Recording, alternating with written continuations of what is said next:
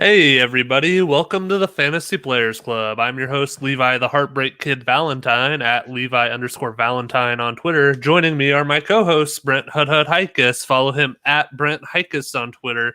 And Trevin the Baby Maker Cremosta, whose tweets are still too hot for your eyes. I still love that nickname, don't you, Trevin? No, I've been thinking about it actually, and I haven't made a single baby yet. So I think I'm the only one on the regular host on this podcast that shouldn't have that name yet. You've made a baby. It's just not done yet. I can't hold a baby. I'm not holding a baby. Well, I guess you don't get a choice. We're still going to call you that. Okay. Tonight we are also joined by John Arrington. Follow him at Dynasty Coach A on Twitter. He is the host of the Monocle Dynasty podcast, and on that feed you can also find episodes of his Take It or Leave It series and the Devi Devotional. He's also the creator of ContenderConnection.com, where you can find articles from both John and other writers.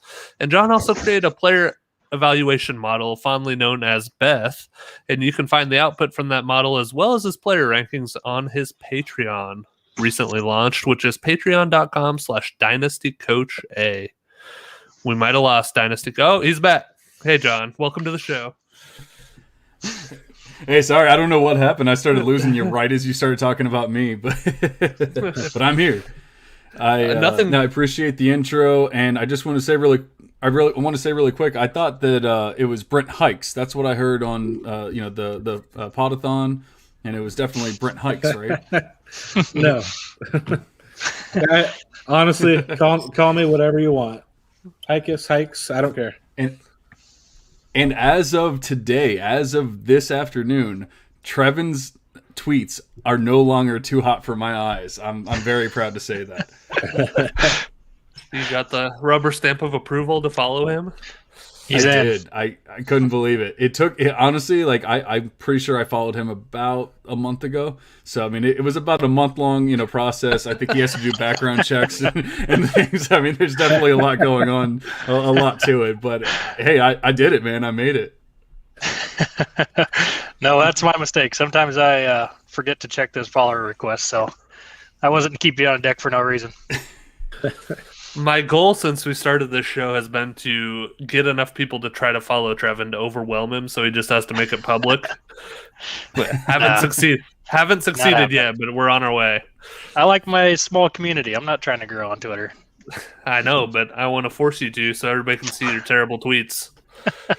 That's the other problem. I get these fantasy people that follow because of this podcast, and I barely tweet about fantasy football, so I think people are out pretty quickly. Well, but John, before we started, I was just going to say I do like listening to your podcast. And the one question I had for you, you have all these different formulas you come up with. It's very interesting stuff, your whoppers and your racers, and come up with all these metrics to rank your different players at their positions. So when you do that and they come out to just like their ADP, are you just beyond pissed off? You're like, what the fuck did I spend all that time for if it's just going to be what everybody's doing anyway? No, actually, I kind of feel the other way about it because I feel like it's kind of like validating. When I start completely from scratch, I'm not looking at anybody else's rankings. I'm not looking at ADP. I'm not looking at anything. And then there's definitely players where it literally matches to the T where they're being drafted. And I honestly, I love it. I really do. I feel like it's, like I said, it's just kind of validating, like something's right and, there. And then when you have the ones that are just way off, then, I'll usually double check and say, obviously, did I miss something? Did I mess something up? But then, after that, assuming that, and there's times where I'll say, oh, I missed a zero there or whatever, it definitely happens. But, once I do that double check and the fail safes and all that, then it's like, all right, well, they're just better than people think they are, No, it's very cool what you do. It would just be funny to me to put that much time into it and be like, well, shit, I guess everybody's doing that ranking anyway. It's cool that it matches, but still, any schmuck that picked up any magazine got the same ranking you did. Yeah. I think like one of the big things, especially for the dynasty rankings, is just you kind of see that usually like I feel like the youth gets overhyped and like they just kind of get a little too much love, and so I'm still looking at like who's going to produce the most while not like falling off next year and stuff like that. And So the way that I'm doing it, I doubt I'll ever be like tit for tat, the same exact ADP or anything like that. It's just because most people fall in love with the 21-year-old wide receiver. And don't get me wrong, I have a 21-year-old wide receiver as my Dynasty wide receiver 1, but then my Dynasty wide receiver 2 is a 29-year-old wide receiver, and that's probably not what most people would have. Nice. I didn't mean to send you away off the tracks here right away, Levi. I just had to shout out his podcast, and he does some cool stuff there. No, Absolutely. I know you guys are a little hot at John after his review of your teams for the charity podcast, but we're going to save that for the after show, so I'll tease that real quick here. Let's hop into the main event for right now. And for tonight's main event, we are doing our NFC East preview. So we've got the Cowboys, Eagles, Giants, and the Washington football team. But before we get to that, John, you are a friend of the show, been on second time now. I went back and looked. Last year you joined us for the NFC North preview. Do you remember any of your picks from that episode? Not a lot. I remember I picked Marvin Jones for one of them. I don't remember much of the rest, but I want to say, like, I feel like, I don't know. I feel like I had some pretty good choices last year, but I also had some pretty bad choices last year. So I'm a little scared to hear what they were. You should be. All right, I'm gonna go through them here for you. I went and pulled them. I got the receipts. So we did the same categories last year. So it's a dynasty buy, a dynasty sell, a dynasty stash, a redraft sleeper, and a redraft fade. Here we go. Your dynasty buy was AJ Dillon. Your dynasty sell was Dalvin Cook. Ooh. Your dynasty stash, your dynasty stash was Jay Sternberger, and then you did have Marvin Jones as your redraft sleeper, like you mentioned, and then your redraft fade was Aaron Rodgers. Ooh, ouch! Dang. That's pretty bad. So, if anybody faded the MVP last year, you can blame John for that. Yeah.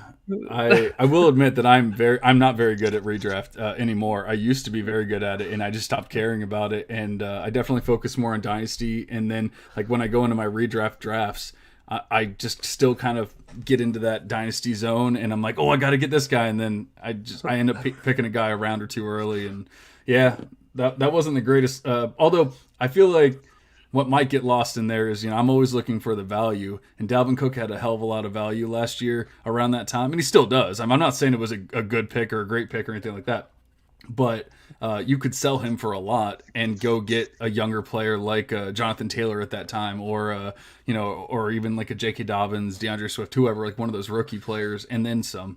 And then with A.J. Dillon, like at the time, he was probably going for a second-round pick. So he's probably still worth about a second-round pick. So I don't know that it was necessarily a terrible thing that was going to ruin your team, but I definitely could have been better too. If you had to give yourself a grade, what grade would you give yourself? Honestly, I feel like my process last year, I kind of got overwhelmed, especially around this time of year. My co-host left, and I was doing a bunch of rankings and shows and trying to do a little bit of everything. And so I think my process this year is 1,000 times better than it was last year.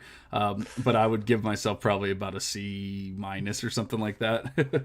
Okay, that's fair. I have on the screen for anybody who's watching me and Brent's picks, which we didn't completely crush it either, but we did all right. I also had Cook to sell, so I like my Montgomery sleeper pick though. That's about it though. Yeah, that worked out all right. All right, I will say, like, even for tonight, some of these buys and sells and everything are pretty tough when you're just to one division, and so it can just be.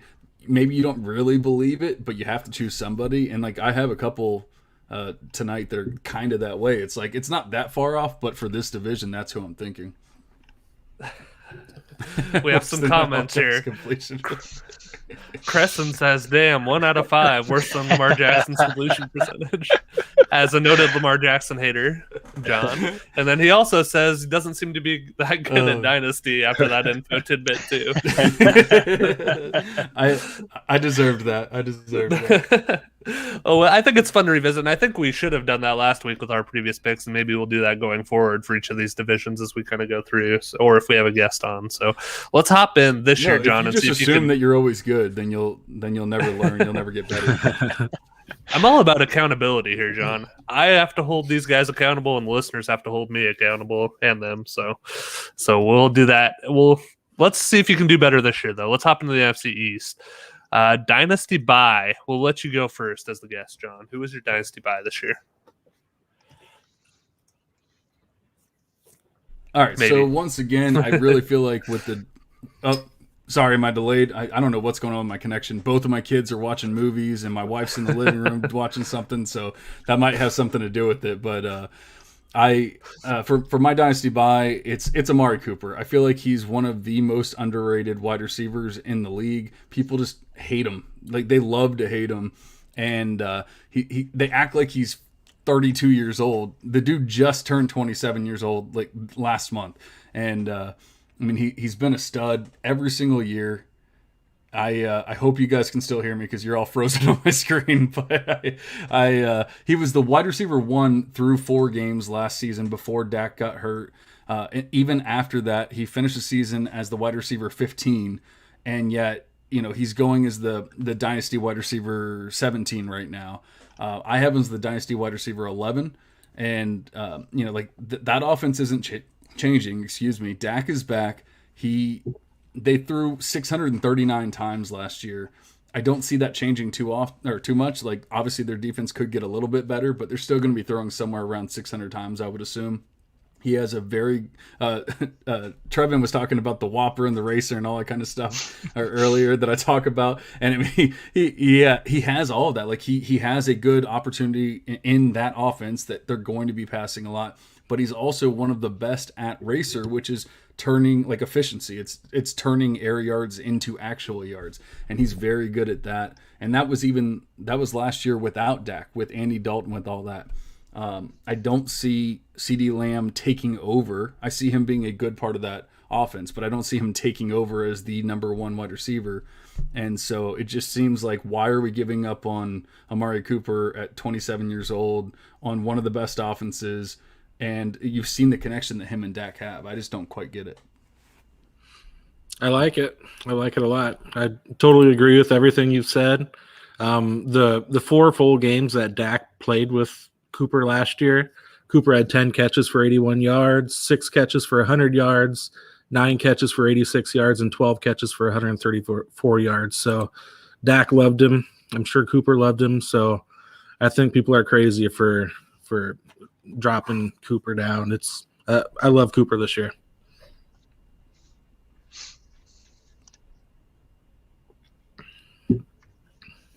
Trevin? What do you guys think?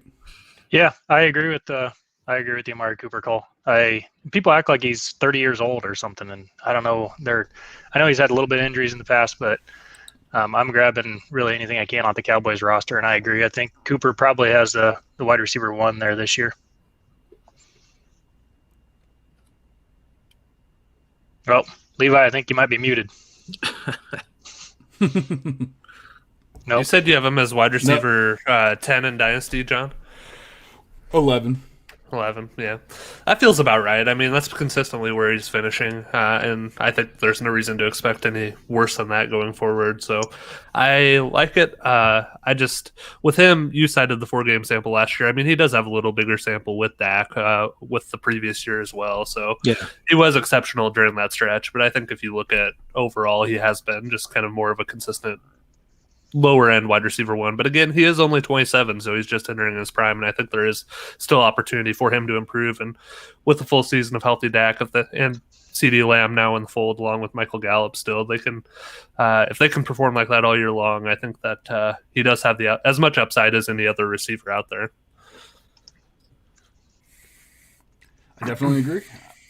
Mm-hmm. I feel like the biggest argument for for Amari, or against Amari, I should say, is, like people are saying that they can get out of that contract next year, which is true. Although if he's still on the team on the 5th day of the 2022 season, then he's locked in. It's fully guaranteed.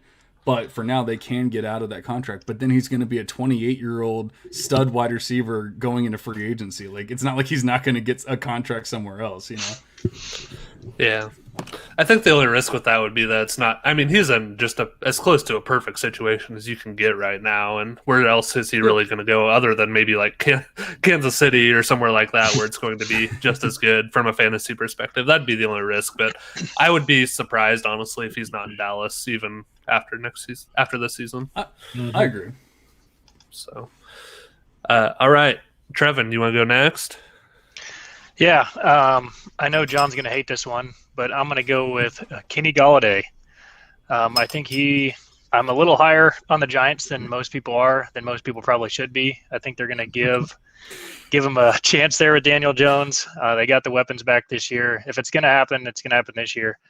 But here's a stat for you. The PFF tweeted out the highest graded quarterbacks on throws of 20-plus downfield last year.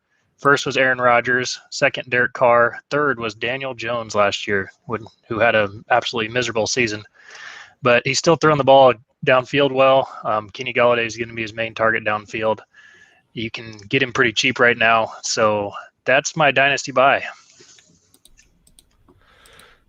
My biggest concern with Kenny Golladay is that he's been the guy in Detroit for so long now with a really good quarterback in Matthew Stafford.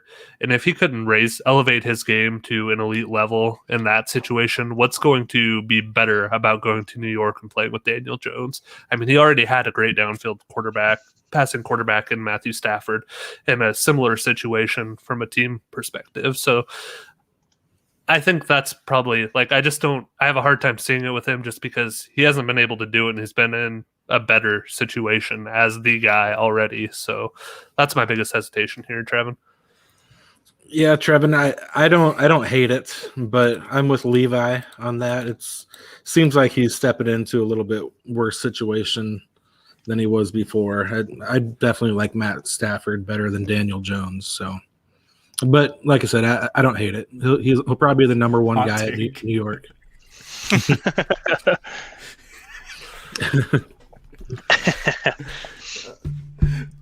I mean, I can't get behind it. I'm sorry. I don't get me wrong. I like Kenny Golladay as a talent.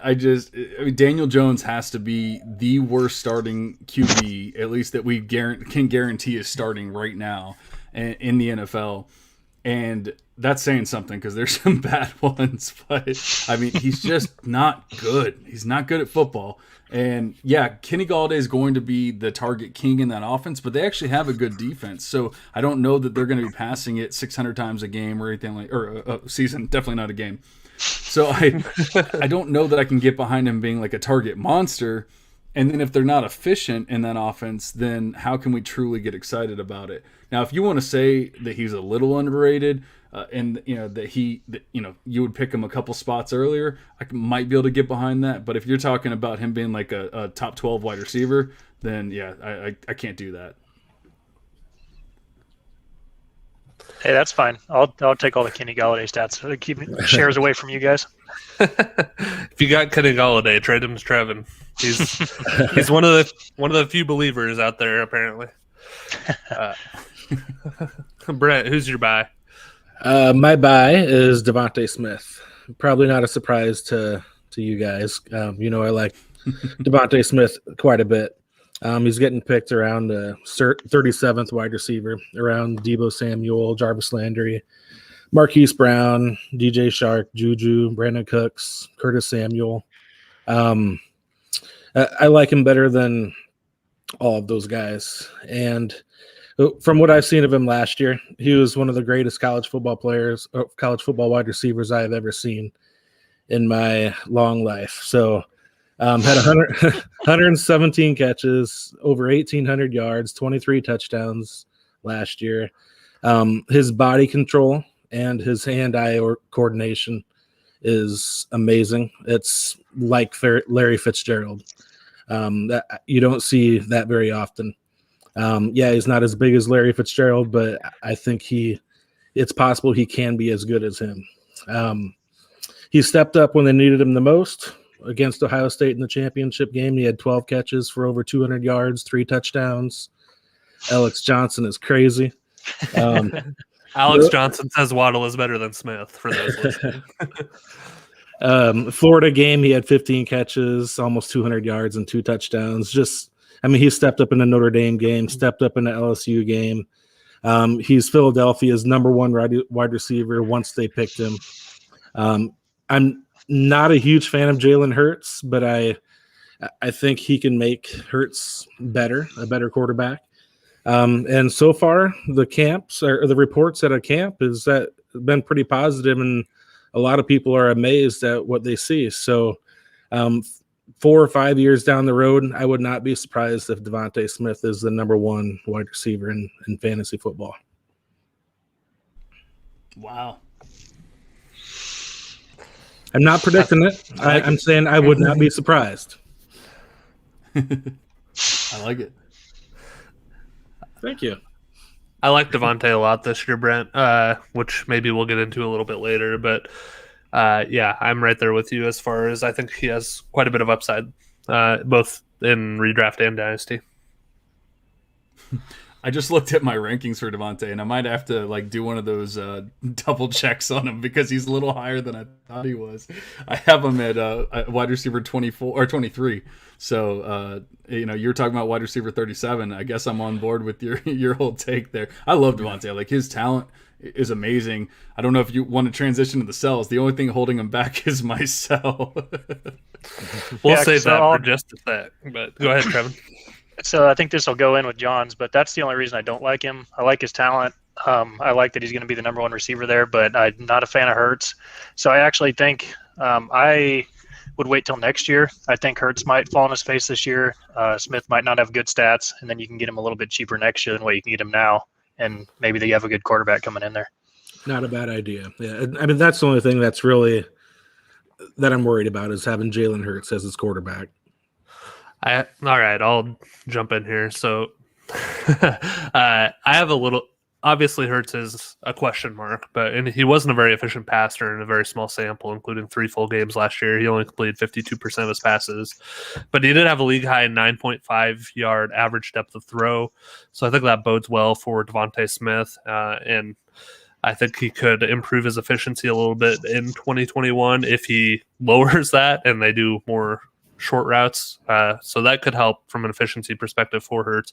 But as far as Devontae, I just think he's going to get so much volume because he is far and away the best pass receiver they have. Another thing worth noting is the Eagles did suffer a lot of injuries on that offensive line last year, so getting those players back should help both Hurts and Devontae Smith. So yeah, I think even with Jalen Hurts maybe not being the best quarterback, I think Devontae Smith is just going to get so much opportunity, and I think he's a really good player, and I think that could buoy his value. So I have him more as my redraft sleeper, which I'll get a little more detail later, but I'm right there with you, Brent, as far as liking Devontae a lot in this situation, even with Jalen Hurts, who we have a lot of questions about. Cool. Who's your buy, Levi? Mine is Michael Gallup. So Michael Gallup is a free agent after 2021, and I think he could end up in a situation where he's not competing with freaking Amari Cooper and CeeDee Lamb for targets, which would help him a lot. We've seen from him the ability to put up wide receiver 2 numbers, and he's not costing you anywhere near that right now. He's currently going as wide receiver 48 in DLF's July ADP, and he's finished as wide receiver 36 and wide receiver 30 the past couple of years. So he's in that wide receiver 2 flex consideration. He's on the field all the time. He ran the second most routes among receivers last year. He ended up with over 100 targets, which was 30th among receivers. They were just so bad. Only 64% of his targets were catchable, which was 104th among receivers. So John, you touched on that quarterback play and how that impacted Amari Cooper. I think Michael Gallup also was adversely impacted last season based on the accuracy of those targets. But he does get high-value opportunities. He had 17 deep targets and 14 red zone targets. So he's getting the ball downfield and in the red zone, which I think is where you want from a fantasy perspective, those targets to come for a player like him. And he also – so he just has to have a little better luck into this season with both his quarterback play and being able to capitalize on some of those opportunities. And then I think he can be a consistent wide receiver 2 on your dynasty team that isn't costing you anywhere close to that if he ends up in a good situation in 2022 when I'm expecting him to leave Dallas and go somewhere else as a free agent. Yeah, I like the pick, Levi. I'm with you. I'd like to see him get away from Dallas and get away from Cooper and CeeDee Lamb, see what he can do on a different team. I definitely thought about him as a buy along with Cooper too. So, you covered everything. I mean, good pick. I think it's just that I don't know that he's ever going to be a wide receiver 1 on any team. Like, I just don't think that's his style. Like, I think he will be at best a wide receiver 2 on his own team. I agree. And it's just how you can't really be, unless you're just on some amazing offense, like you can't really be a stud wide receiver if that happens. Now, I'm not arguing with you because I actually have him at wide receiver 43. So I have him 5 spots ahead of where he's going. So I'm not arguing with you as far as a buy, but I just don't know that I would be like uber excited about it either. Completely agree. Like I said, I think consistent wide receiver 2 is the best case you're hoping for here. And I have a player that I think he has some parallels to that I think you're probably going to hate, but it kind of reminds me of Corey Davis. Oh, God. A very discounted Corey Davis. I can see that. Yep, that's kind of where I'm at. Like, I think he's a good depth piece if you're a contender or if you're looking for somebody to fill in that wide receiver 2 or flex spot. But I don't think he's winning you your league any year going forward. And I just think he's a player who's going to perform a little better than what his cost is right now. So that's why he's my buy. Trevin, do you have any thoughts before we move on? He's cheaper depth piece than anything else. You know, like if you need that wide receiver 3 on your team or a flex or whatever, then you can get him pretty cheap. And he's going to do well this year. They're going to throw the ball a ton. So I don't hate it.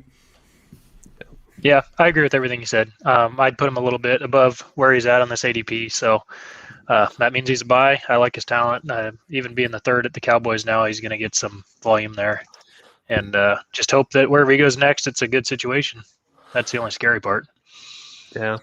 All right, let's move to our dynasty sells. John, since you already foreshadowed yours a little bit, and it sounds like you may have some company on this one, I'll let you go first. Yeah, obviously it's Jalen Hurts. You kind of already touched on a lot of it, as far as his completion rate and everything. He wasn't overly exciting as far as a prospect coming out of college. But I mean, he was good. I have him, obviously you talked, or Trevin or somebody touched on, the models that I do and everything. And like, he was good. He just wasn't a great prospect. But just from what we saw last year with the completion rate, it's very Lamar Jackson-esque, except for he doesn't have Lamar Jackson's athleticism. Like, he's good, but he's not that good. And have you seen him doing squats, John?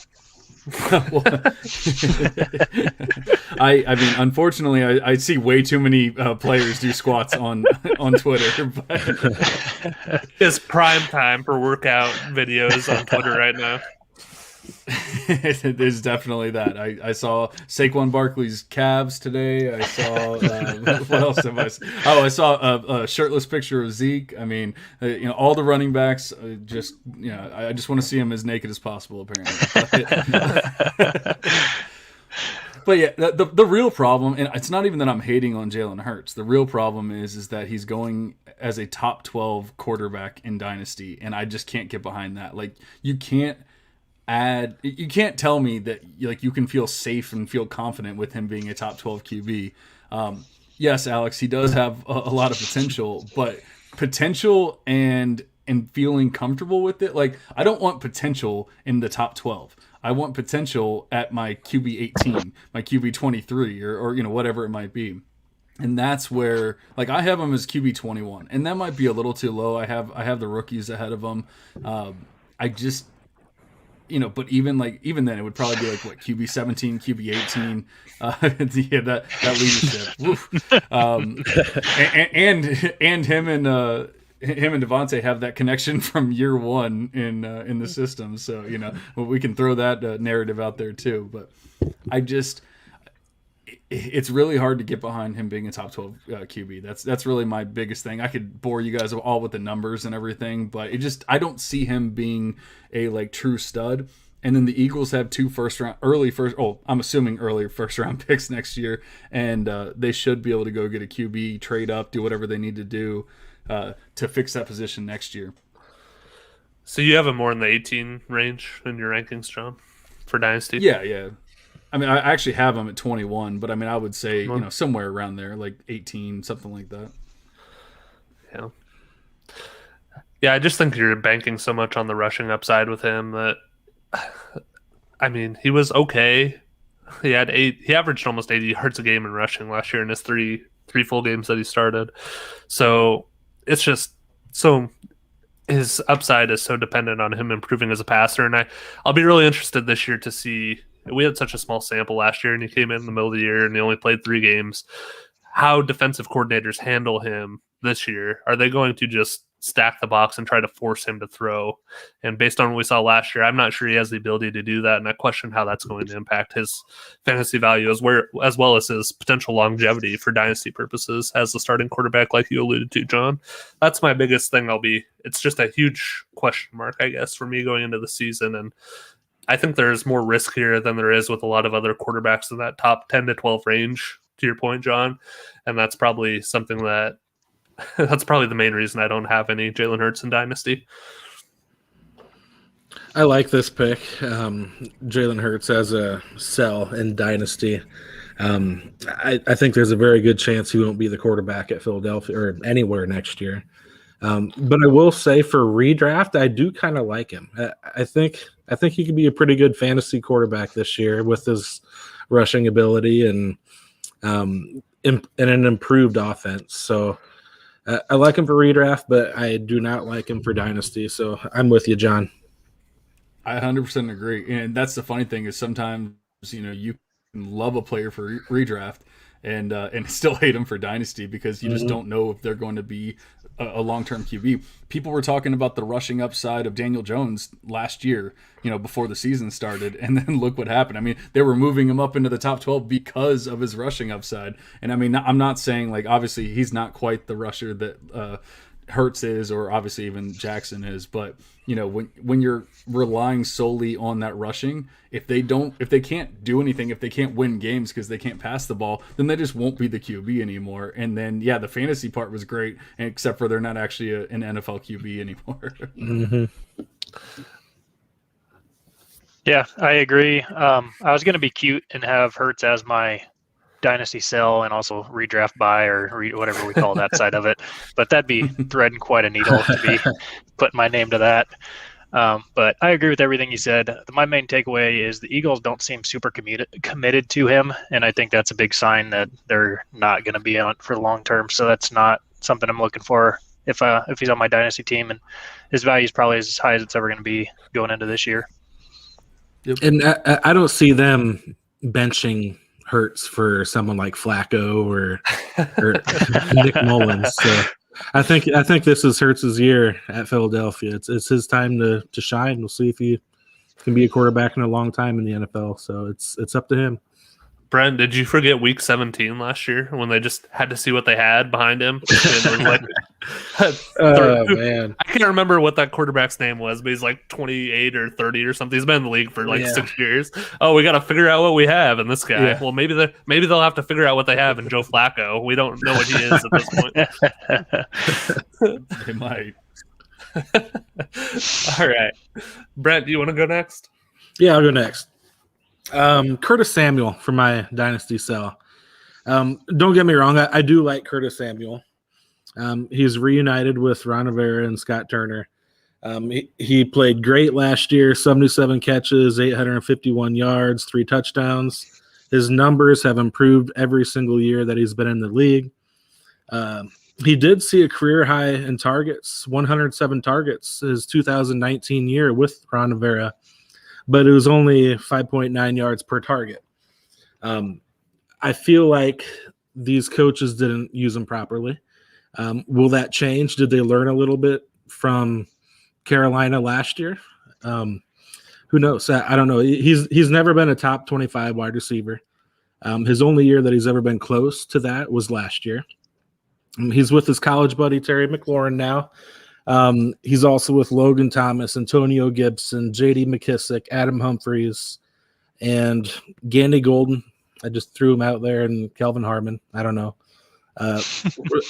Ryan Fitzpatrick. I love the guy, but he seems to favor his number one receiver a lot. So I think he'll be looking towards Terry McLaurin. He also looks for his tight end too. So I think he'll be looking towards McLaurin and Logan Thomas and McKissick and Antonio Gibson for the dump offs. So I don't think he'll get as much targets as we think he is. I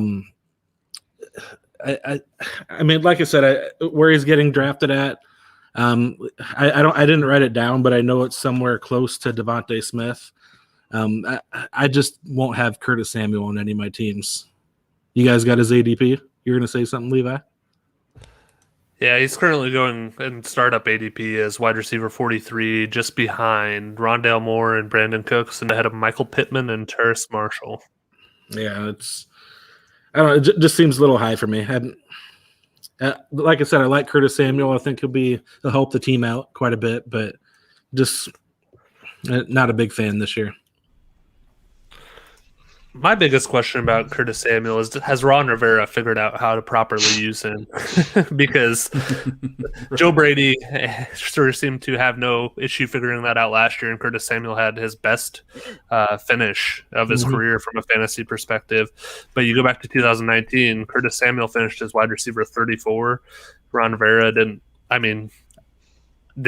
use him as well, or as effectively at least, as they were able to in Carolina last year when he finished as wide receiver 26. So they paid him a fair amount to come to Washington, and I think that kind of reflects their intent to make him a big part of this offense. But I just have some questions, I guess, about the scheme and how they plan to implement that, and it'll be interesting to see. He will be, I think, pretty clearly the wide receiver 2 in this offense, as opposed to he was kind of the 3 last year in Carolina, which bodes well, but we'll see. My dynasty stash might have something, to say about all that. All right. I kind of agree with you, Brent, but it's because of my dynasty sell is actually Terry McLaurin. And that's my main reason on it is he's pretty high right now, wide receiver 18 from what I'm looking at for startup ADPs. He is actually going to turn 26 in December. I know you're going to call me an ageist or whatever, but he's only been in the league for 2 years. He's already going to turn 26. He's finished wide receiver 25, wide receiver 22. I know he's had some shit quarterbacks there while he's been doing it. My concern is I think the football team might have the best defense in the league coming into this year, and that's going to make it so Fitz doesn't have to pass, and we're all used to Fitz magic on making huge comebacks at the end of the game, throwing it downfield. I don't think it's going to be necessary this year for them to win games, especially if the NFC East is down again. So, and he's got some people around competing for these targets. I'm worried he's not going to have the volume, and I don't think the team's going to need him to have the volume, and he's already turning 26. So I think now is the high as he's going to be. Well, let's not act like 26 is ancient. I mean, he's just getting into his prime. I mean, I know it's only his third year, but most people think about him and they're like, well, he must be 23, 24. Because it's only his third year, but he came in the league so late. This is what people are doing in Dynasty. I mean, 26. Sorry, my connection's crap. This is what. Go ahead, John. Go ahead. This is what's happening in Dynasty. People. Oh, Jesus Christ. Okay. I was just going to say 26 might be old for a running back, but wide receiver. Yeah. I mean, it's not a bad pick, Trevin, but I wouldn't. I'm not worried about his age.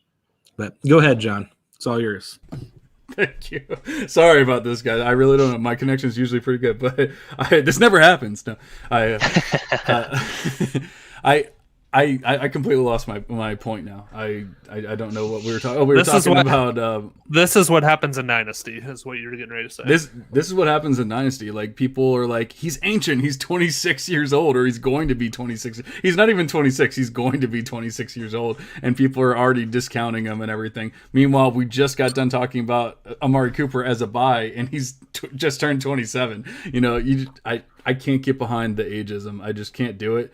And honestly, I have him going as the wide receiver 12 in Dynasty, at least in DLF ADP. And so you were talking about the wide receiver 18 as a sell. I mean, I'm guessing you would be all over him as a sell at Dynasty or at wide receiver 12, but I honestly have him kind of right around that point. I mean, the guy has been an absolute stud with absolute garbage quarterback. So I don't know how you can really hate on it beyond the age of he might be out of the league in 5 years because he's 26. Any response to that, Trevin? No, I thought you were going to say, have you talked about it yet? No, so I kind of tend to be more in John's camp. Like he is probably going a little earlier than I would take him. So if you wanted to downgrade or not downgrade, but trade him to a real believer and pick up, someone who's going a few spots behind him, like Amari Cooper, who's going wide receiver 17 plus an extra pick or something, I think that wouldn't be a bad move. But I'm not in any hurry to get Terry McLaurin off my team because I think he's going to be, a wide receiver 1 to high-end wide receiver 2 for the next 3-4 years, and someone who can really help you win in Dynasty if that's what you're trying to do, whether you're trying to get through a rebuild and contend in the next year or two, or if you're a contender now. I think either way, he's a valuable piece to have on your team. So I'm not in any hurry to get rid of him. Yeah, and my main point wasn't his age. That was just a part of it. When people talk about Terry, it's like they're talking about him like he's 23, 24 coming up and hitting his peak still when he's at his peak age already. So I'm not saying you should sell him because of that age, but he's already where he should be at his peak. So this is a play on, I think this is the highest value he's going to have, and I don't think he's going to get the volume this year. That's fair. All right. My Dynasty sell is someone I think we'll all agree on. It's Daniel Jones. He's currently going as quarterback 25 overall. It makes him actually somewhat valuable in Superflex. He's a borderline quarterback 2 in Superflex based on where he's getting taken. I saw a couple trades on the DLF Trade Finder where he's actually going for a future first and a marginal player like a Jace Sternberger or Brandon Allen. I would take a future first for him in a heartbeat.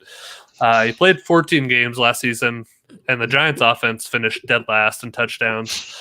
He accounted for 12 scores, threw 10 interceptions, led the NFL in fumbles with 11 for the second straight season. His career yards per attempt is 6.6, which is awful. He's going into his third year. I think there's a good chance they draft a quarterback next year if his 2021 isn't significantly better than 2020. I think the odds are incredibly low that they pick up his fifth-year option. So I think you're looking at a guy who's starting potentially for only one more year, and I'd be trying to get out while I could. I think this team will be better with Golladay and Saquon back, but I do think it's just going to highlight how much Jones is holding this team back rather than elevating him and convincing the front office that he's their long-term solution. So I'd be trying to get out while I can. I know this is kind of an obvious one, but if there is still a market out there, particularly if you're not relying on him this year, and even if you are, I mean, you shouldn't be if you consider yourself a contender. So I'd just be selling him now while I could. I agree. I definitely think they'll be drafting a quarterback next year. So if you can, try to get rid of him. I mean, it might be tough to do that with one quarterback leagues, but I'm sure you can definitely get something for him in Superflex. Yeah. No, I was going to say, what the hell are you talking about? Of course, you're going to be selling Jones if there's any value. I didn't realize he's still 25th on ADP. That's a little high for maybe the worst quarterback in the league.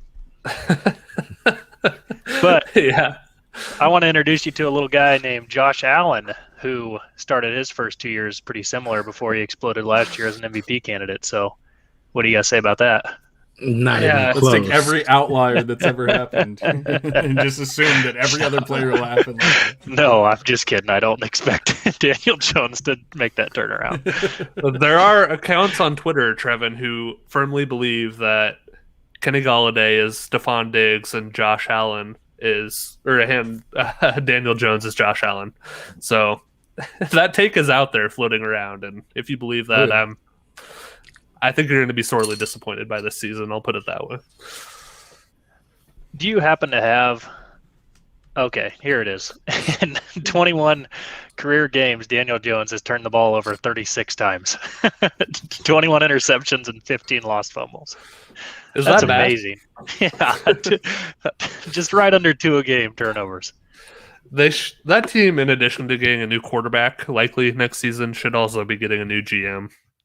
And offensive coordinator. Yeah. I can't believe Garrett's the offensive coordinator there.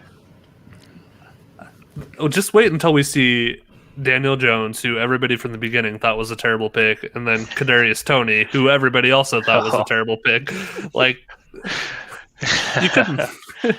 you couldn't come up with some worse options if you tried. I think from a lot of people's perspective, and I would be one of those people.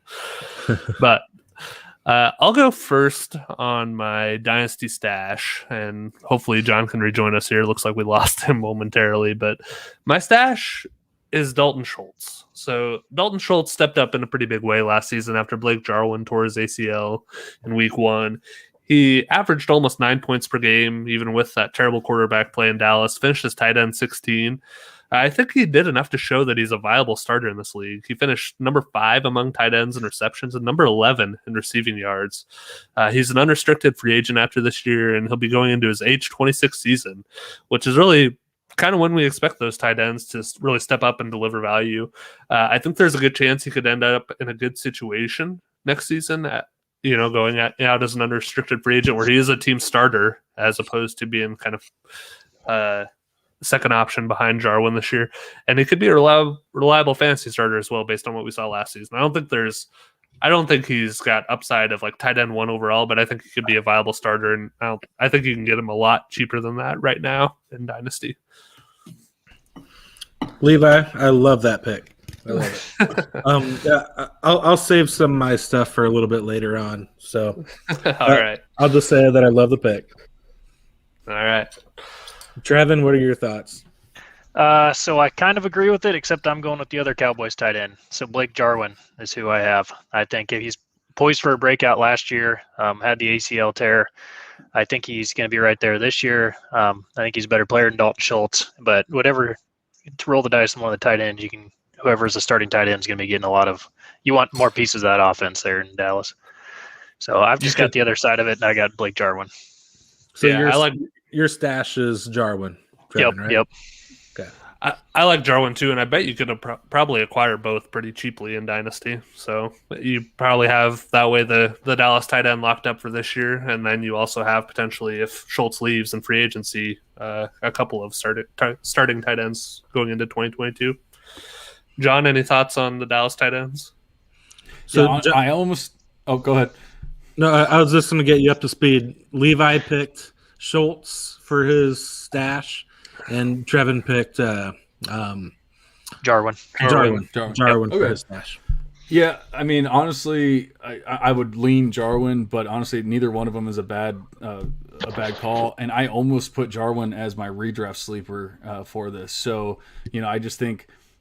I think he's being discounted heavily because of the injury, and people just kind of forgot that he was a thing, or he was going to be a thing. But then Schultz did show up, and I mean, he did pretty well. Now, it wasn't amazing. He was the tight end 16 in points per game. So, I mean, it's not like he was absolutely amazing, but we also know there was bad QB play and stuff like that as well. So who's to say what he would have done had Dak been there the entire season? So I don't hate buying either one. I'm sure you could probably get Schultz for like a third, something like that. So I definitely don't hate either one, and I'd be fine stashing either one. In fact, you might even play Jarwin this year, assuming he's healthy and that kind of thing. It might not even be a true stash, but if he isn't 100% healthy, or if Schultz does cut into his production more, then he's probably a pretty good stash. I would agree. And I think Jarwin moves up the rung in Dallas, likely, like we mentioned, next year if Gallup does leave. That's one less person competing for those targets. So Jarwin's the one who got the contract before last year, right? Yeah. Yeah, a pretty decent contract too. Yep. Mm-hmm. All right, Brent, who's your stash? My stash is Kenneth Gainwell. Yes, he opted out last year, but in 2019 he had 231 carries, 1,459 yards with a 6.3 yards per carry. His backup in 2019 was a guy named Antonio Gibson. I'm sure you guys probably heard of him. But you guys might think that Gibson was the pass catching back during that time, but he actually wasn't. Kenneth Gainwell had 51 catches and 610 yards during that year. Gibson had his catches too, but Gainwell's receiving stats are still better. Another thing is, you guys know my thoughts on Miles Sanders. I'm not a big fan. The Eagles, they signed Kerryon Johnson, Jordan Howard. They kept Boston Scott, and they got Kenneth Gainwell in the 4th round. So reports out of camp, once again, they're pretty positive for Gainwell. It's a stash, so it might take till later on in the year till he starts to see his role, but I do think he'll definitely have a role by the end of the year, and definitely take some carries, take some receptions away from Miles Sanders. What do you see his role as, Brent? Do you see him as more of a receiving back, or do you think he is kind of just a change of pace and will get a fair amount of work in the rushing game too? I think it hurts Boston Scott quite a bit.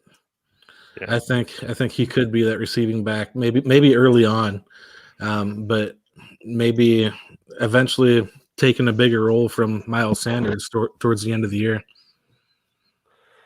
Yeah, I think Boston Scott's a cut candidate, honestly, with them bringing in Kerryon and having Gainwell now as well. And Gainwell's size, I don't know that he's ever going to be a lead back, but I think you're right, Brent, that he could have value as, kind of as a timeshare, or as just kind of a player who works in on 3rd downs and has kind of, spells the lead back a little bit and carves out kind of a niche there, but maybe like a Kareem Hunt type role or something like that. The only thing I would say about that is that with rushing quarterbacks, and I don't think any of us are expecting Jalen Hurts to be the quarterback in the future, but with rushing quarterbacks, you don't see as much of the 3rd down passing. And True. So if he only has the 3rd down role, is his value going to go up this year, or is it going to go down? And so I don't mind him being a stash, but it might be one of those stashes where you let somebody else stash him on their team, and then you trade a 3rd for him or a 4th for him or something like that next year, or when he gets cut or whatever it might be, because he didn't have a big year because Jalen Hurts was running, every chance that he had. So that'd be my only thing. But I mean, I definitely don't hate him as a stash. He's a very talented running back.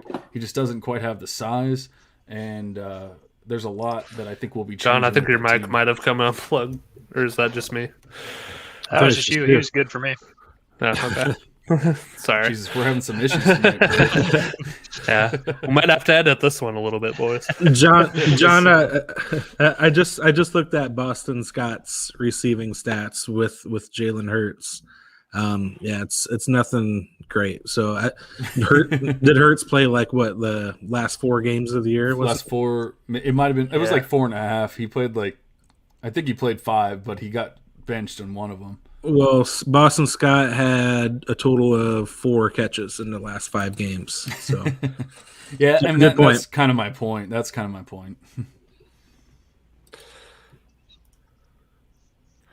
Trevin? Oh yeah, You did your stash? I did my stash, yeah, but I like your stash, Brent.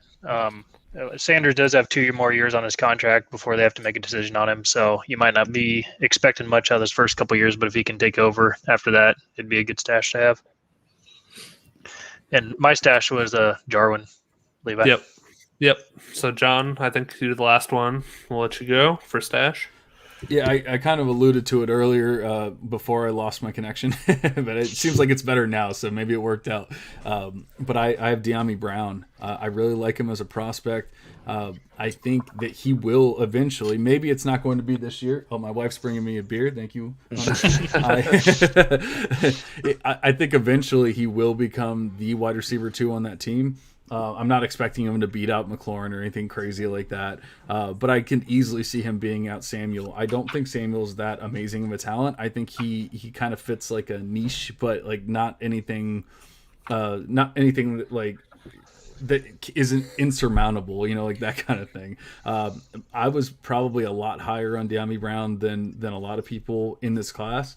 I had him as a tier 3 wide receiver, but it was like there weren't that many tier 3 or even tier 1 and tier 2. There was like a decent amount of there was 5 tier 1 wide receivers, then there was 2 tier 2, and then there was no, I'm sorry, he was tier 2. He was one of the tier 2. So I'm sorry, I'm getting myself confused here. So I'm definitely higher on De'Ami Brown. He's going as the wide receiver 60 in Dynasty startups. I have him as the wide receiver 48.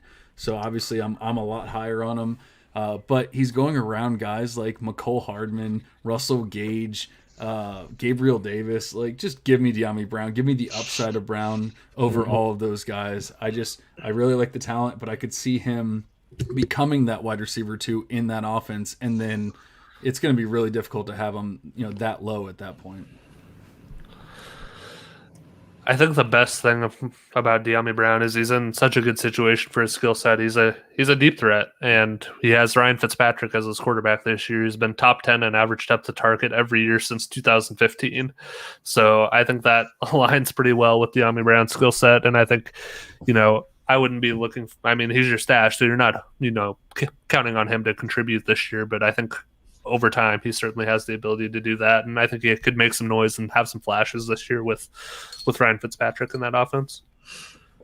Yeah, I'm sorry, real quick, I was in the stands the week 1 of Fitzpatrick being on the Bucs, and I don't know if you remember, but the first play of the first game Ryan Fitzpatrick was on the Bucs was a 60-yard bomb to Deshaun Jackson. It was literally the first play of the game, and scored a touchdown.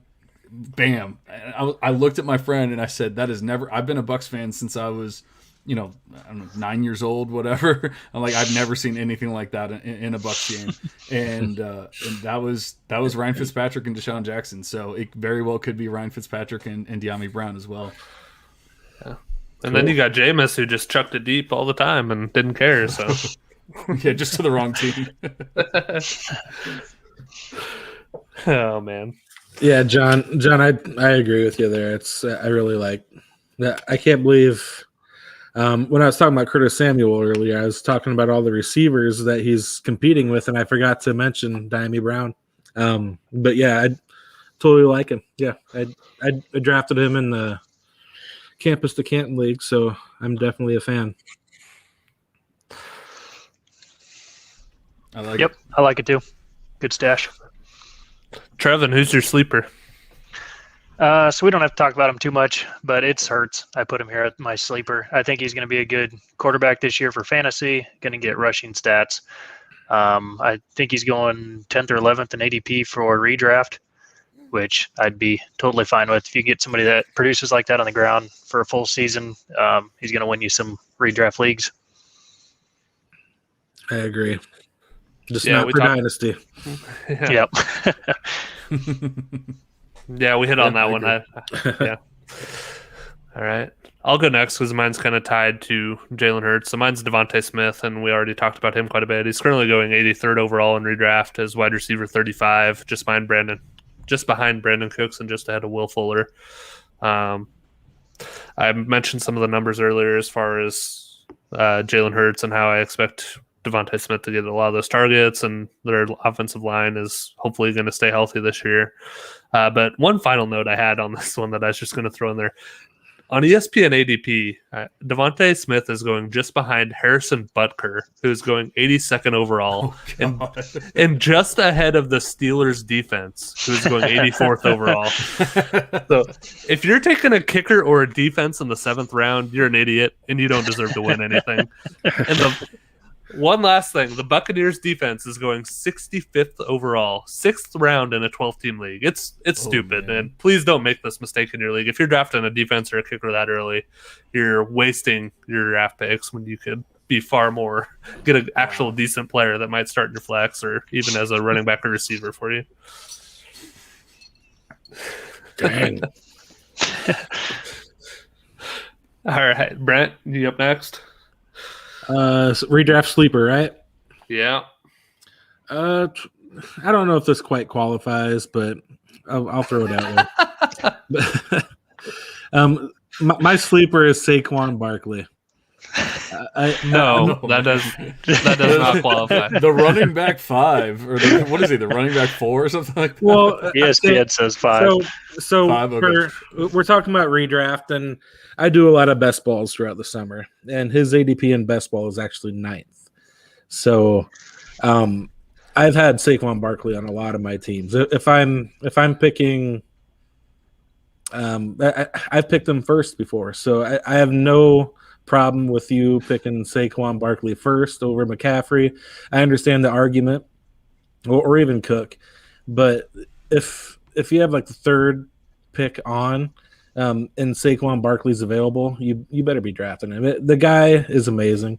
We all saw that picture on Twitter today, so I don't need to bring that up again. But had a good 2019 season. He was hampered with injuries that year, and he had a great 2018 season. He had 91 catches that year. He had over 2,000 total yards, 15 touchdowns. I'm not worried about his ACL injury.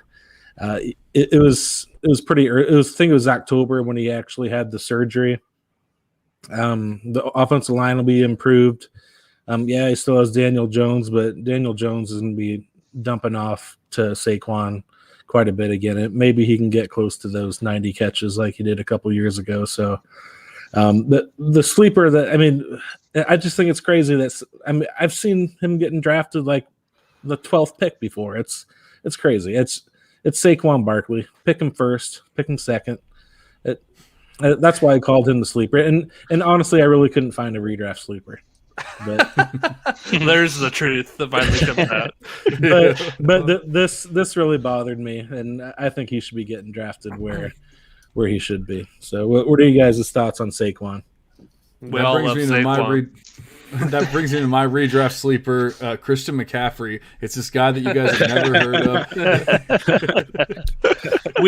If I put out a graphic with our picks and I have Saquon Barkley as the sleeper, people on Twitter are going to be like, "What the hell is Brent talking about?"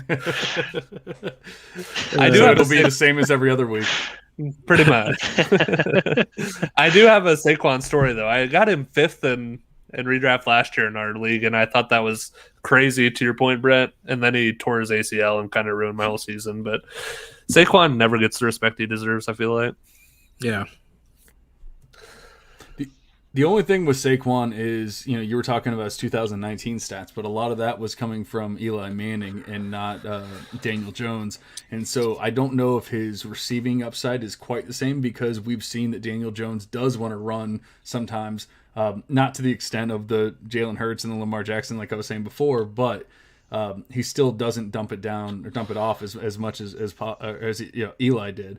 And so that upside isn't quite there. And then their offensive line is still not very good. I mean, I know it was week 1. I know it was against the Steelers when the Steelers defense was healthy, but we saw what happened to Saquon that week. I mean, he had like 16 total yards in week 1 last year. And I mean, it was just crazy, but that's unfortunately what can happen when your offensive line is that bad. You're going up against a good defense, that kind of thing.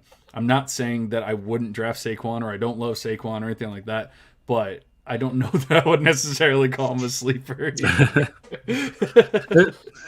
I thought long and hard about Jalen Hurts with this pick, but I mean, we talked about Jalen Hurts quite a bit. So yeah, I think we've got Hurts covered. Trevin, do you got anything else before we move on? No, I'm just writing down Saquon Barkley. You said I got to remember that one. All right, John, who's your sleeper? So, like I said, originally I actually had written down Blake Jarwin, and because he was the tight end 25 in redraft, and I was like, really? Like it has to just be like out of sight, out of mind. But I ended up going with Ryan Fitzmagic, because I understand what Trevin was talking about earlier with them having a great defense. Like, they probably do have the best defense, or at least a top 5 defense in the league. So he's not going to be tossing it around and doing the whole Fitzmagic thing to that extent, but he's going as the QB 25 in redraft. And like, in what world is that going to end up like that unless he's hurt or gets benched? And I'm sorry, he's not getting benched for Taylor fucking Heineke. I'm sorry if I cuss, but I don't know if we're allowed to do that on the FPC or not. But say as many F-bombs as you want. There we go. Okay, so fuck him. But I just think like there's no way like he was the QB 18 in points, or no, the QB 16 in points per game last year. Fitzpatrick was for the Dolphins, who also have a good defense. So I don't think it's going to be that different. But I think that I just think he's going to be around that same like maybe like mid QB2 range, and he's going as a QB 25. That just kind of blows my mind. He has very good receivers. I think they're going to have a good offense, a good team, and I could see him even getting up closer to that QB1, even though I don't necessarily think it's going to happen. I like it. I certainly like his weapons with Gibson and the McLaurin, Samuel, and then De'Ami Brown, like we've talked about. I think that he's got a pretty good situation there. And the only thing with him, kind of like Trevin alluded to earlier when he talked about Terry McLaurin, is just, I think they're going to be a better team this year. They may not be 7-9, and they may not have to pass as much. So they may lean on Antonio Gibson a little more in the run game, and that could cap his upside, but we'll see. Yeah, I definitely see that. I just don't think it's going to be QB 25. So I mean, regardless, if he's QB 19, you still got a deal. Yeah. Yep, absolutely. I'll go first on my redraft fade because it's kind of related to this whole Washington football team. And Trevin, you kind of touched on some of these points earlier when you talked about Terry McLaurin. He's actually my redraft fade, and this one hurts because I love McLaurin. Oh, he should have been sticking up for me when I was talking. I like him a lot in Dynasty, but I think this year, I love McLaurin. I'm excited to see what he can do with a quarterback who isn't afraid to push the football downfield. His average depth of target dropped a lot last year from 13.8 in 2019 to 9.6 in 2020, and I obviously think that improves with Fitzpatrick this year, like we've talked about. But he's currently going 29th overall as wide receiver 10 in ESPN's ADP. He's going ahead of Keenan Allen, Allen Robinson, Mike Evans, Amari Cooper, and Julio Jones, and I think I would probably say all of those players offer similar upside with potentially less risk. I expect Washington, like I just mentioned, to pass a little bit less this year. They had the 7th highest pass rate in the league last season, and I expect them to be a little better team than they were last year. We've talked about their strong defense and some of the better quarterback play. So I think they could end up running a little bit more game script-wise, which is one of the reasons I am optimistic about Antonio Gibson this year. And then we've talked also about their other weapons they brought in with Curtis Samuel. McLaurin handled 25% of Washington's targets and 41% of the air yards since they drafted him in 2019. So I expect those numbers to decline some with Samuel in the fold, and with the emergence of Logan Thomas also as a viable option in the receiving game, in addition to Curtis Samuel and De'Ami Brown. So just a lot more other options in this offense and a little less volume. I think McLaurin's probably being slightly overdrafted in redraft right now.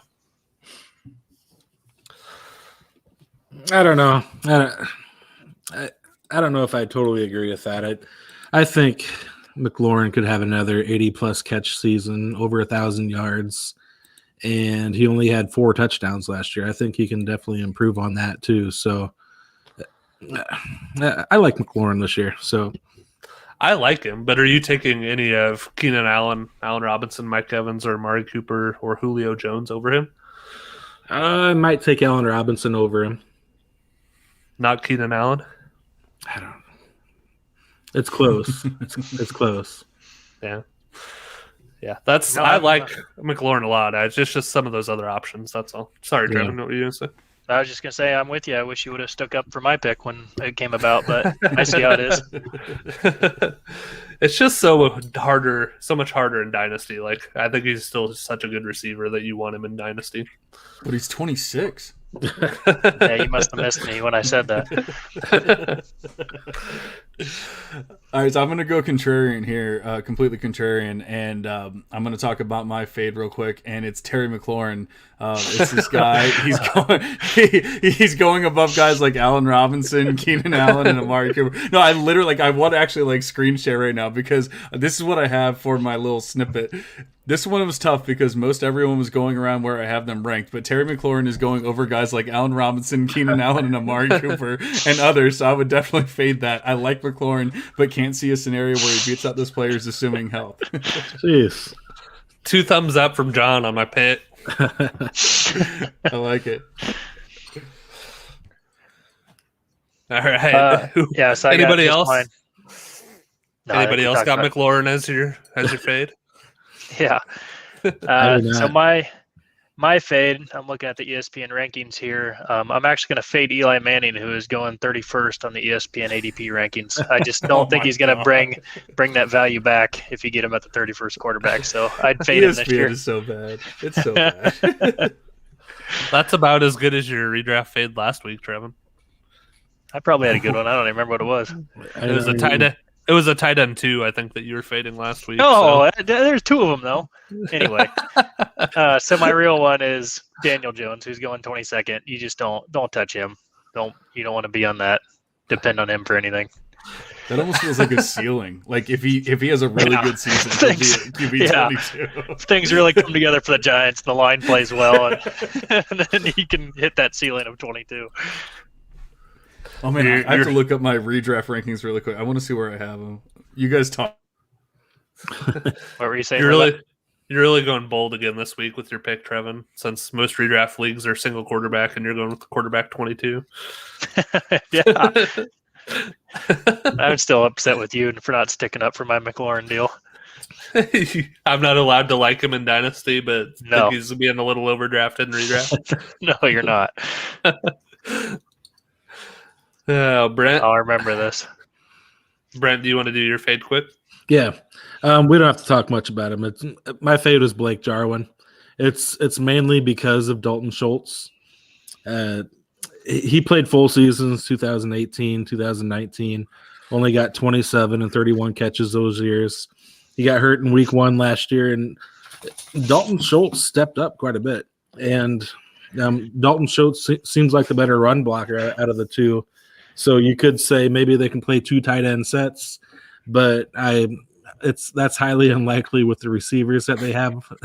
So I think eventually by the end of the year, I think Dalton Schultz will be getting most of the tight end reps and I don't think this isn't like a Dalton Schultz stash or a sleeper. This is a Blake Jarwin fade because Schultz will be eating into his snaps. So Jarwin would be my fade. Is somebody keeping count? Was it 3-4 hot takes this on this one? What's going on here? Okay, Levi, you were just making fun of me for fading the 11th or 12th ranked ADP tight end last week, and now we got Brent fading the 36th ranked ADP tight end this week. No, he wasn't 36. I haven't 25. ESPN says 36 for him on tight ends. Sir, are you talking about Jarwin? Yeah, Blake Jarwin, Yeah, 36 Jarwin. is what it says here. Wow. All right. Stay away though. It's highly likely that he's 36. That price is tight end. insane. I'm Price is looking insane. at it. I don't know what to tell you. All right. Do you guys? Does anybody have any issue with him thinking Dalton Schultz kind of eats into Jarwin's workload this year? I mean, I've definitely heard the narrative. I don't know that I necessarily believe it. I feel like Jarwin got paid. He's the better tight end. I don't hate it, but at the same time, like you said, they're not going to do 2 tight end sets. It's just not going to happen unless for some reason they decide to go run heavy, which they're not.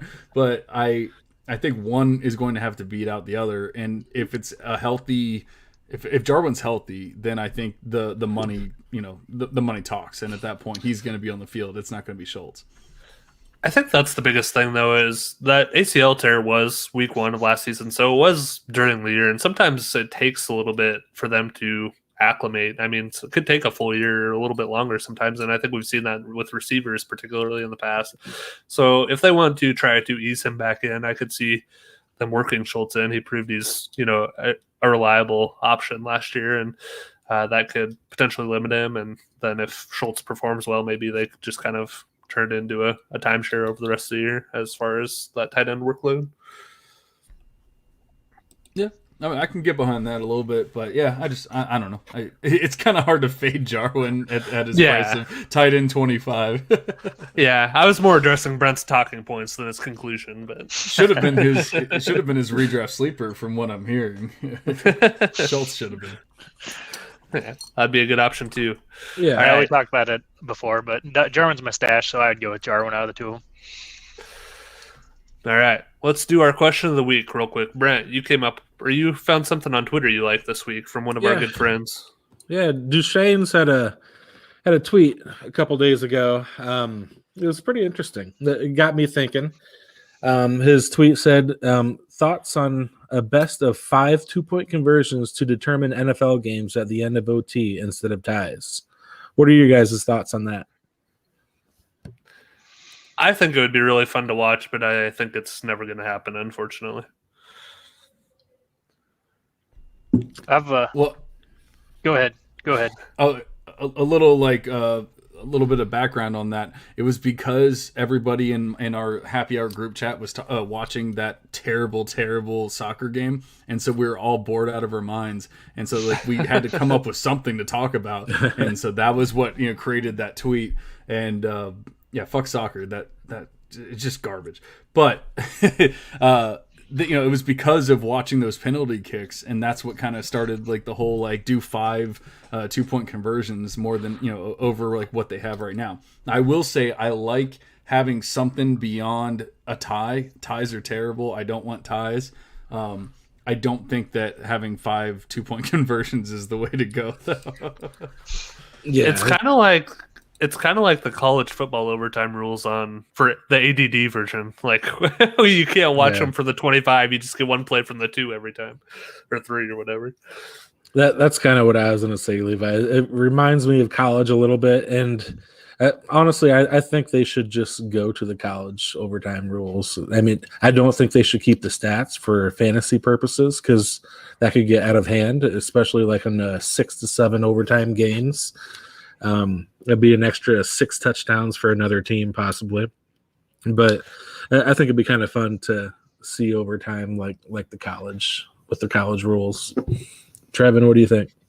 So I've got a hot take. I think the NFL rules are a better way of determining a winner of a football game than the college rules. I don't think the college rules really are football anymore, or football the way it's played. I think it's a whole different type of game. I think the NFL way they do it is a better way of determining who's the better football team, even if it results in a tie, just because you can't play forever. I don't think that's a hot take. I think that's true, undeniably almost. Yeah, the only thing I'll say about like doing more overtime or anything like that is, like these players are always worried about getting hurt and how much they're playing. I mean, they're limiting the amount of time that they're even practicing. So, I mean, you can imagine if they have to play 2 more quarters of football, like now you're talking about an extra half a game that they've played. And so while I don't like them ending in a tie, if it means that the players are happy and healthy and not getting hurt and that kind of thing, then it's probably better for the sport overall, which is, I feel like what's kind of Trevin's kind of talking about. Yeah. You think players are happy with ending in a tie, though? I mean, I will say,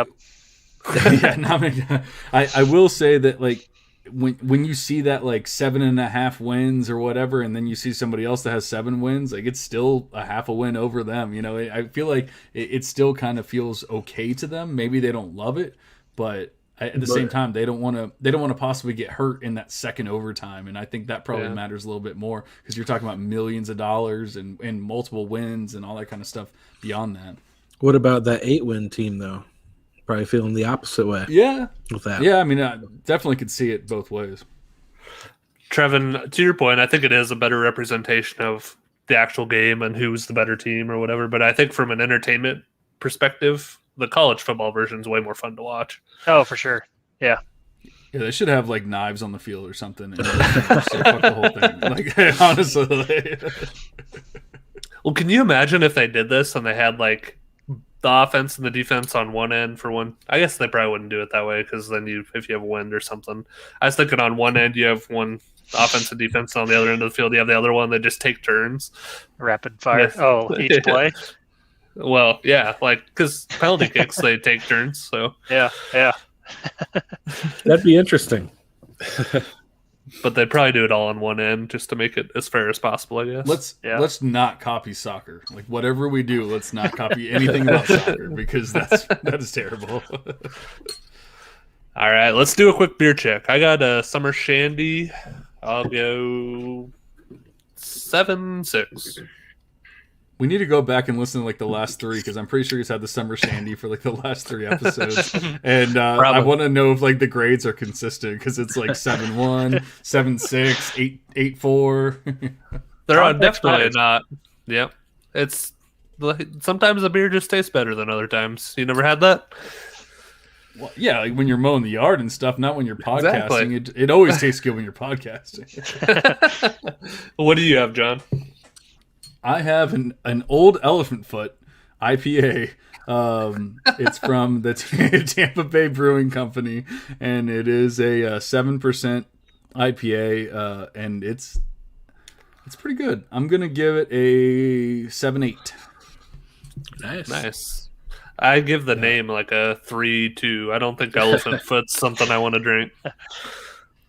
I kind of feel the opposite, like when they try to goad you in with, like, oh, this is going to taste amazing, then you're kind of already like feeling that way. But when they say it's old elephant foot and then it still tastes good, yeah, okay, I'm sold.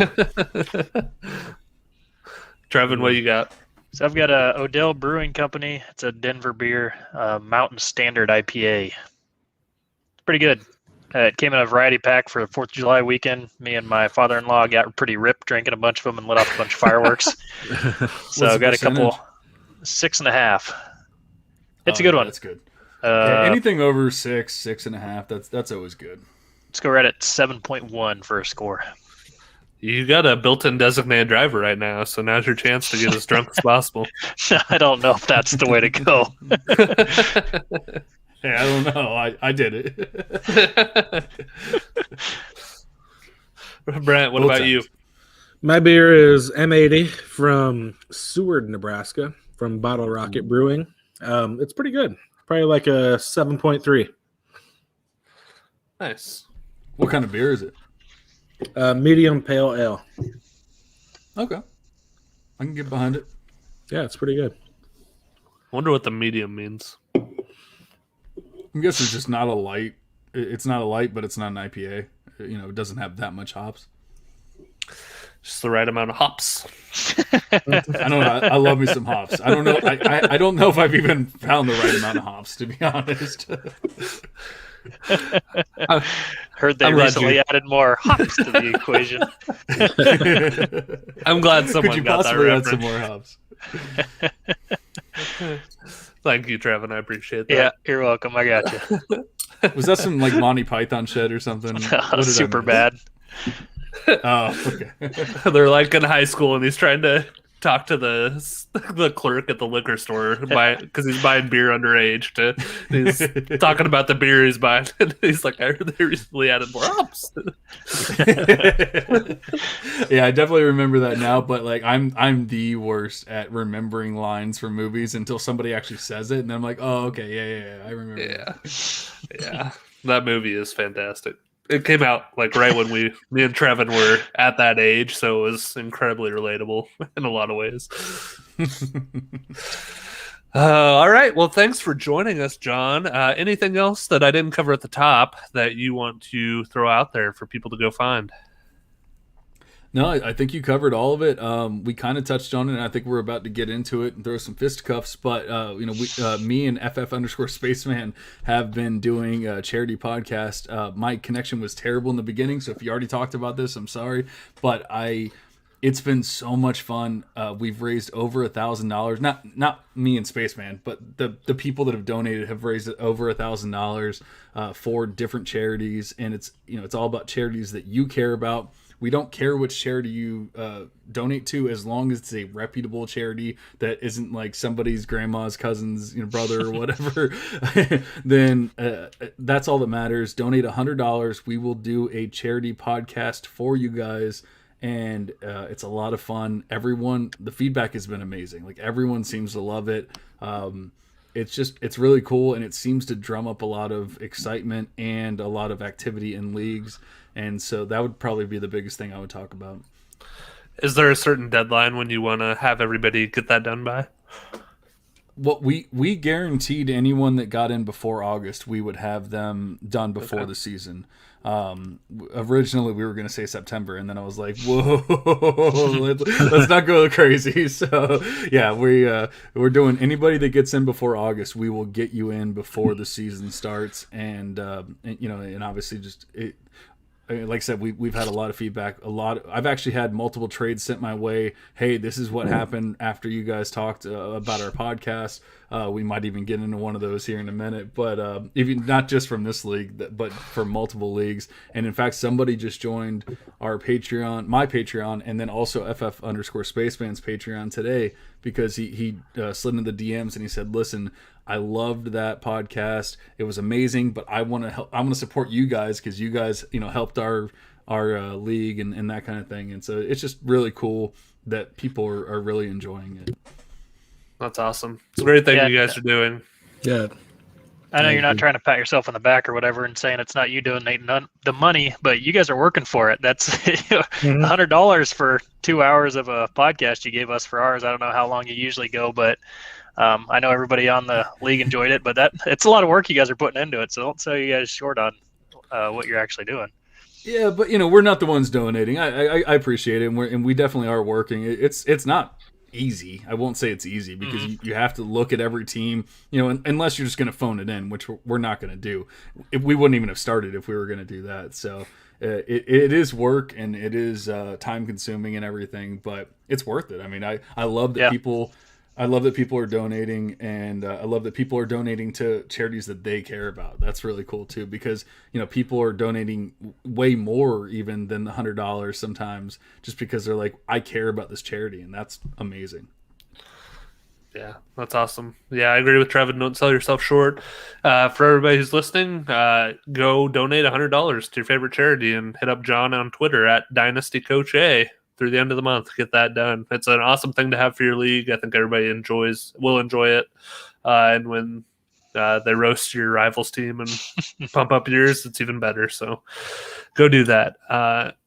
But thanks for being part of the Fantasy Players Club, everybody. Thanks to John for joining us tonight. We'll have a new episode for you next week that'll live stream on Twitter, YouTube, and Facebook. Until then, on behalf of Brent Hudhud-Hikus, Trevin the Baby Maker Cremosta, this is Levi the Heartbreak Kid Valentine, wishing you a great week. See ya. See ya. See ya.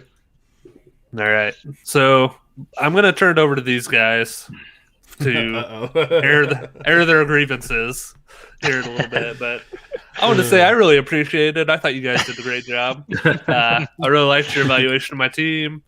Yeah, fantastic thing that you did. And did I say anything bad about their teams? I It was mostly the tiering. I think that I'll let them air their grievances. Go out for it, guys.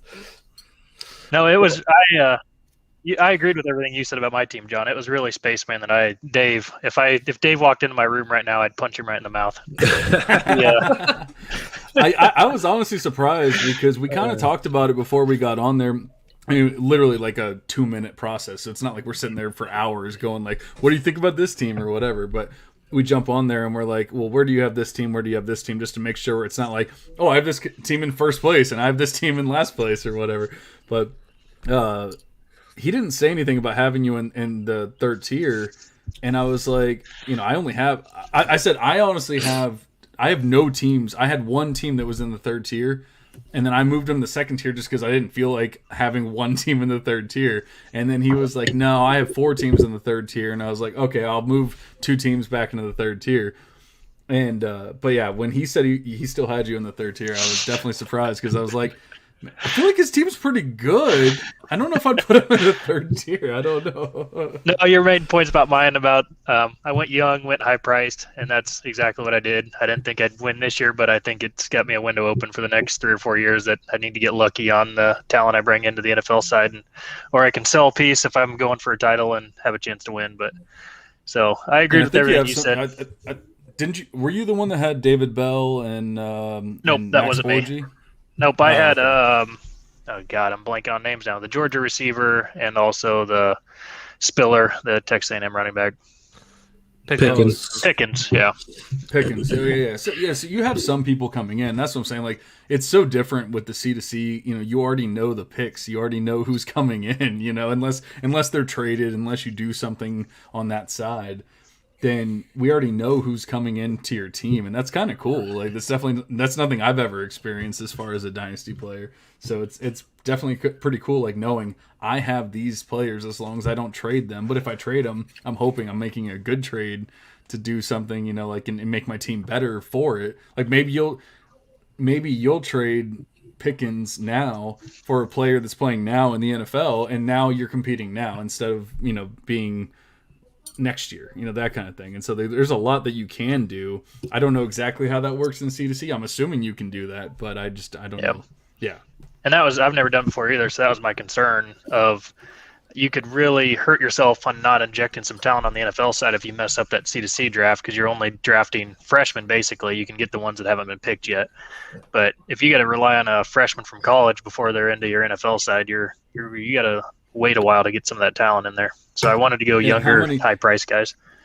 We can't even figure out NFL draft picks for incoming rookies, and you're telling me that we're going to figure out incoming freshmen? Like, I can't get behind that strategy. Like, I can get, okay, I'm going to go upside here, I'm going to get a freshman or whatever, but going like 8 freshmen in the top 10 or like in your first 10 picks, like, I can't get behind that really. That just seems like you're going a little too risky.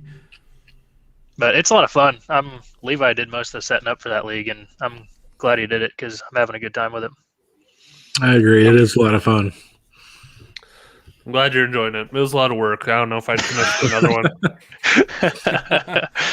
Yeah, that's the only problem. Multiple sites, multiple leagues. Like, that is a lot of work. Yeah.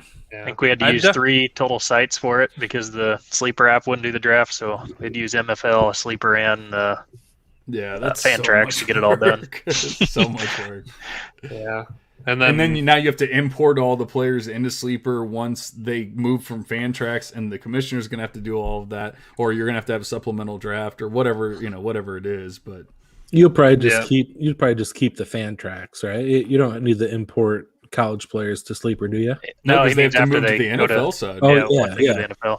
Okay. Then Fantrax doesn't have everybody, so Levi's also keeping a spreadsheet of guys that aren't in the league, but they have to do placeholders for them. So I don't think the commissioner's making a salary, but I think he's probably earning one. I know it's worth it for this one, but I'd play in another one. I don't know if I'd commission it, but Brent, you want to air any grievances here with your review? I mean, I knew my running backs would get butchered. I mean, that's how I do dynasty football. How'd you know that? I mean, I got the running backs I'm happy with, and I like my receivers. I like my quarterbacks. I did get Mark Andrews. So the one thing that you said to trade Mark Andrews, and what's funny, he was the only guy on my trade block, and I tried trading him earlier. And then while I was listening, I knew Levi was probably listening to it at the same time. And Levi has a tight end situation where, that's probably, it was probably the weakness of your team. Levi, you do have a good team, but you could have that's fair. You could have used a better tight end. I mean, your tight end number 1 was Hooper, probably. Yep, Austin Hooper. So we actually made a trade yesterday. So I traded Mark Andrews for Kareem Hunt. No, okay, I traded Mark Andrews and Chris Herndon for Kareem Hunt, Dalton Schultz, what we talked about tonight, and Albert O. So I'm happy with that trade. So I improved my running backs a little bit, and tight end might be hurting a little bit. Right now I have Logan Thomas as my number 1 tight end, but I feel like I have a couple sleepers at tight end behind him. So yeah, but no, and I said in the charity pod, that I was fine with you trading Andrews because you have Logan Thomas. So I definitely don't think you necessarily hurt your team as far as like a starting roster or anything like that by doing it. And I'm definitely much further down on Mark Andrews than most people probably are. But suck it, Levi. Good trade. But you definitely stuck to your plan of only drafting backup running backs and only trading for backup running backs. I don't. I mean, do you think that Kareem Hunt's going somewhere? Do you think that he's going to become something that he's not? That's the only thing I have with it is like, if I was going to do it, I would probably look for somebody with a little more upside because I feel like Kareem Hunt's kind of stuck in that like secondary role at this point, and I know. he's getting older. I don't know that it actually hurt your team, but I don't know that it actually helped your team either, and that's the only issue I have with it. But I love activity. I love trades in leagues. So I mean, the fact that you started it is great because it might come back to help you in 2 weeks when now somebody made a fourth trade and they're ready to come get Kareem Hunt from you because they want somebody this year or whatever it might be. You know? Yeah, it's just the way I don't know the way I treat running backs. I hate to pay a lot for stud running backs and. It's the way I've always done it. I mean, you see Christian McCaffrey last year. If you got Christian McCaffrey in the preseason, he hurt you pretty bad. If you got Saquon Barkley in the preseason last year, he hurt you pretty bad last year. I like to get a lot of running backs that has the opportunity to become really good in a year. So I feel like Go ahead. Are you newer to Dynasty or? I've been playing Dynasty for what program for 16 years now, Levi. Okay, and I wasn't trying to disparage or anything like that. I just was wondering because it just like when you're talking about like, Christian McCaffrey and Saquon Barkley, it just seems like that's more of like a redraft mentality. You know, like like guys get hurt, but as soon as I saw Saquon Barkley get traded for just as much as Saquon Barkley would have gotten traded for when he was healthy after he got hurt. And the same thing with Christian McCaffrey. You know, like in Dynasty, somebody gets hurt, you're like, oh, that sucks. Okay, I'm going to go trade him and I'm going to get somebody else. You know? Yeah, I get what you're saying. It's just the price tag on some of these running backs are just too high, especially when a lot of them only last maybe 4 years. So I don't know. And I'm actually higher. I was just looking at your C2C or the campus side, and I have David Bell. I already talked about this on the pod, but I have David Bell as my wide receiver 1 and Debbie. I have Matt Corral as a top 7 QB, and then I have Devin Akane. Or actually, no, Devin Akane isn't coming out next year. Never mind. Okay, I was thinking he was a junior, but no, he's definitely not. So I thought that was going to help you this year, but. Yeah, you have to wait a year on him, but I like him a lot, though. Hey, Brent. Yeah.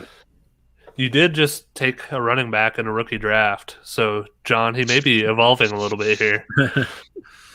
It was a different draft? Yeah, it was the Scranton League, right? Yeah. I got Travis Etienne in the first round. Yeah. I like that a lot. I drafted him over Devontae Smith, which hopefully doesn't come back to bite me in the ass. But what pick was it? 7, wasn't it? Ooh, yep. Yeah, I like that a lot. Yeah. So Brent can do it. And I think, Brent, to your point, like they are expensive, but if with your style of building, I think you build such strong wide receiver cores that a lot of times you have a little excess depth there. And yes, they may only last 3 to 4 years, but if you can take a little of your receiver depth and go get one of those elite running backs and win a championship or 2 in those 3 to 4 years, it might be worth it. Yeah, the funny thing is that you hate running backs, but if you had running backs, you would actually be competing right now. So, I wish it was that easy. I wish I can pick the right running backs that are going to do good this year. But I have Beth. I mean, that's all you need. Once you have Beth, you never go back. Well, John, thanks for joining us. I think that's all we had. We've taken quite a bit of your time, which you've been quite generous. So we really appreciate you coming on. You're welcome back anytime. Appreciate it. And as always, we'll look forward to joining you on happy hour sometime if we can all actually be available on a Friday night. Yeah, I mean, it's only every Friday, so I know it's kind of tough to join. We've done it. We've done it now for a year and a half. But anytime you guys want to join, just go ahead and slide into the DMs. I will send you that link. Sounds good. Well, I am going to end this broadcast. So let me do that quick.